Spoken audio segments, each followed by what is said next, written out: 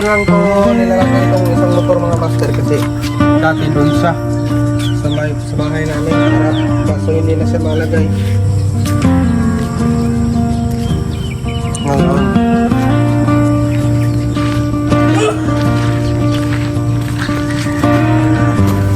Good thunder.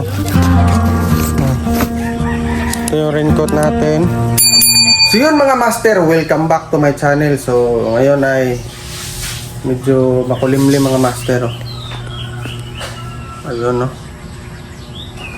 So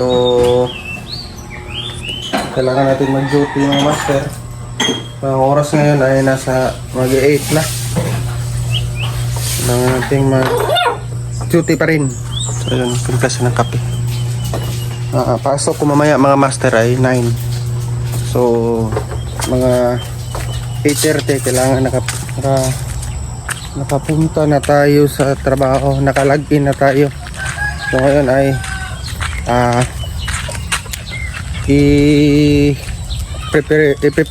prepare ko muna yung mga kailangan natin sa trabaho. Yung bag ko kasi tinanggal ko dyan ang bag ko sa bag, ang bag ko sa motor kasi ginamit ko yan kahapon yung motor na yan. Mahirap naman kung may bag, masikip yung pagkasakay na asawa ko. So update ka pala sa talong natin mga master, yung na-post natin. So ayun, ito medyo nalukot yung dahon yung mga master, oh.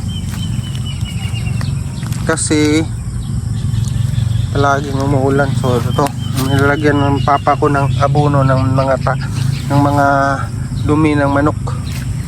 Ayun, medyo ito mga master, maganda yung tubo ng mga master. Medyo nabuhay na siya, oh. Yun mga master. Ngayon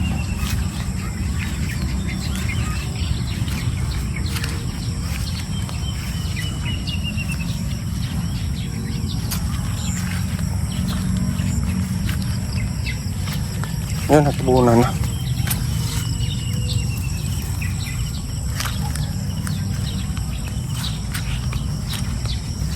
Ito medyo nawala na yung mga dahon.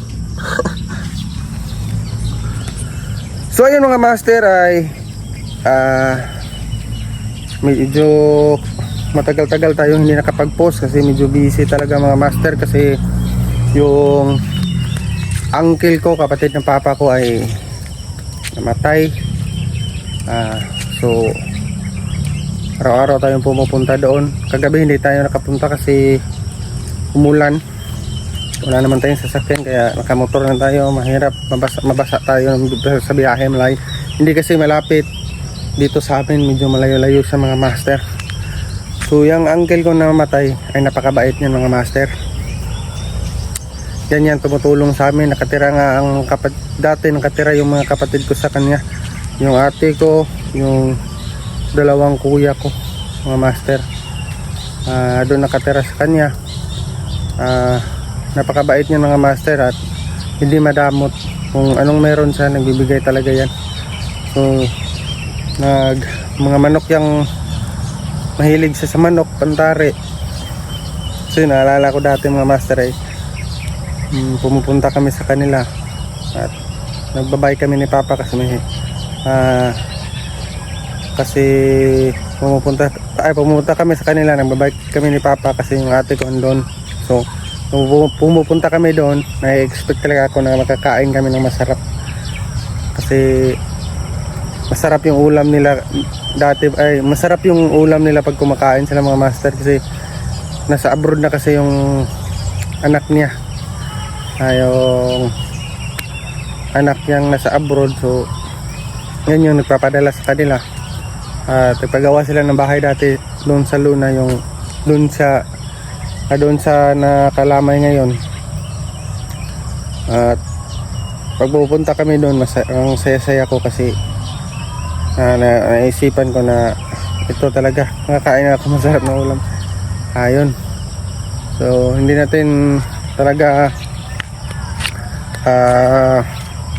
hindi natin alam talaga kung hanggang saan lang tayo.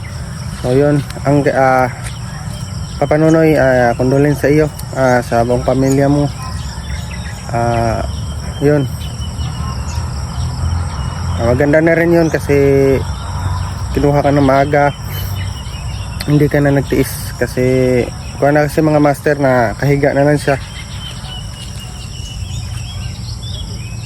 nakahiga na lang sa mga master.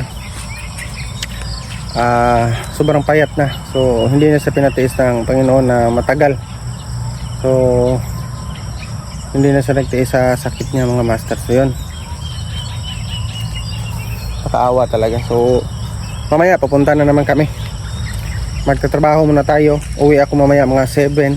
Sana hindi umulan ng malakas mga master, kasi may raincoat naman ako. Ayun, tuti tayo. Yun mga manok na ihaw-ihaw na yan. So magkakape kami. Napakasarap mo, boy.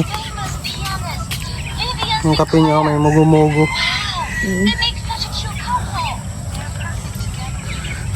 Bisan mo na ako, labas ko yung motor. Yun, labas natin yung motor.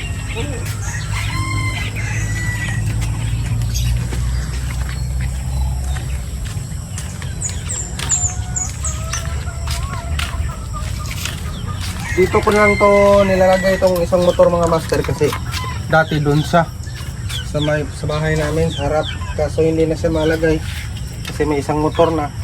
So kaya pala hindi sa subak to, hindi pala yung susi niya ito. Kunin ko muna.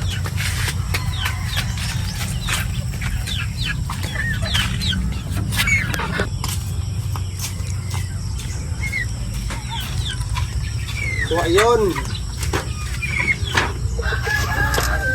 ito yung bag natin mga master sa duty. So pipirman natin to sa, yung nakuha kong susi doon pala sa susi sa badya. Ay, sira. Ha? Ay.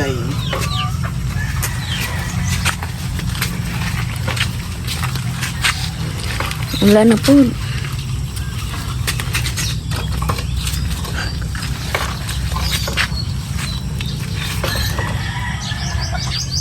Sira na mga master. Ano na? Ay go?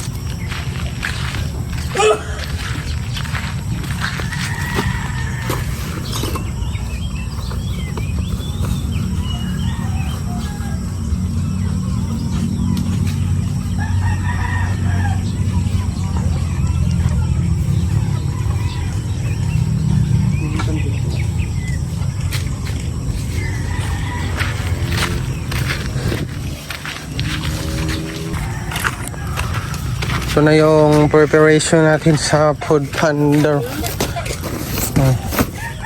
Ito yung raincoat natin, tubig, para. Ayun, mamaya duty na tayo. So medyo tumaligsik na mga master. So kailangan natin duty pa rin. Suotin natin yung raincoat. So magkakape muna kami mga master. So maraming salamat sa nagsusuporta. Maraming salamat sa inyong suporta mga master. Yun, papasalamat din ako sa kuya ko dahil pinadala niya yung GoPro niya sa atin. So baka Makakapost na tayo araw-araw pag dumating yun. 15 days pa naman, 15 days pa yun bago dumating kasi malayo-layo pa ang biyahe. So yun, samahan nyo ako sa mga biyahe ko araw-araw at sa buhay probinsya na ginagawa natin mga master. So maganda nang kuha natin dyan kasi may GoPro na tayo at hindi tayo magdadala ng cellphone kasi hindi ako makapag video mga master sa biyahe ko pag cellphone lang kasi baka mahulog, tsaka baka biglang umulan, mabasa yung cellphone natin. So yun, kaya hindi ako nakapag video. Yun, pag dumating yun, nandala ng kuya ko na GoPro yun, waterproof, kaya na yun, nakakapost na tayo araw-araw mga master. So yun lang mga master, maraming salamat sa panonood. Huwag kalimutan mag-like and subscribe sa ating YouTube channel para updated ka sa mga bagong post natin dito sa buhay probinsya. So yun lang mga master, maraming salamat.